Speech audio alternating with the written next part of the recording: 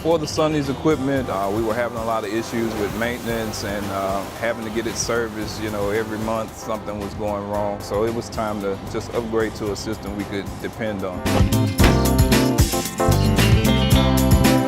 Our CSI is constantly where it needs to be. I think we rarely ever miss our CSI number.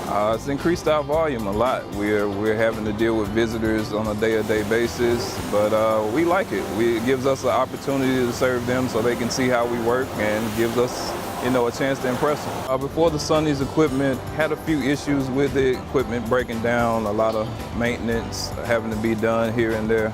Final straw was we had an accident with the S-Class that went through the wash and kind of got destroyed.